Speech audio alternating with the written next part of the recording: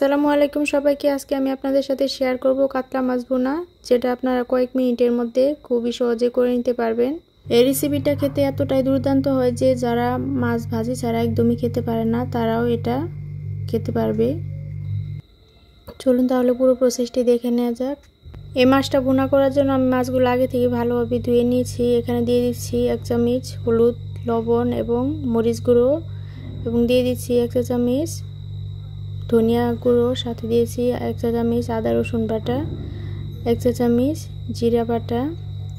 এবার আমি সবগুলো মাছের সঙ্গে ভালোভাবে মাখিয়ে নেব। আর এই তো মাখানো শেষ হয়ে গেলে এবার প্যানে দিয়ে দিচ্ছি পরিমাণ মতো তেল। তো তেলটা দেওয়ার পর আমি এখানে পেঁয়াজ কুচি দিয়েছি 1 মুঠো করে। আর পেঁয়াজটা এই তো দেখতেই পাচ্ছেন পাতলা পাতলা করে কেটে নিয়েছি। এটা একটু লাল লাল করে ভেজে নেব। এটা যখন হালকা ব্রাউন কালার চলে আসবে তো এই পর্যায়ে আমি এখন মাছগুলো এখানে দিয়ে দিচ্ছি। এনে মাছগুলো দেওয়া হয়ে গেলে এখানে দিয়ে দিচ্ছি 2 কাপ পরিমাণ পানি। আর এই মাছ ভুনাটা খেতে এতটাই মজা যে যারা মাছ ভাজি ছাড়া খেতে পারে না তারাও কিন্তু খুবই সহজে খেয়ে নেবে। আর এটা করতে কিন্তু খুবই সহজ, জাস্ট কয়েক মিনিটের মধ্যে হয়ে যায়, কিন্তু খেতে অসাধারণ হয়। আর এই তো পানিটা দেওয়া হয়ে গেলে এখন আমি ঢাকনা দিয়ে রেখে দেব 30 মিনিট।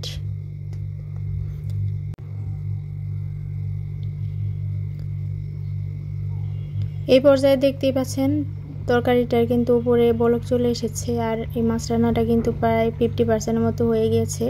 এবার আমি সবগুলো মাছ আলতো হাতে একটা একটা করে উল্টিয়ে দিব। আর এই মাছটা যেহেতু অনেকটাই সফট হয়ে গিয়েছে, কারণ আমি এখানে 30 মিনিটের মতো রান্না করে নিয়েছি। আর এই তো সবগুলো মাছ এখন একে একে উল্টিয়ে দেওয়া হয়ে গেলে আমি আবারও 10 মিনিটের মতো ঢাকনা দিয়ে রেখে দেব।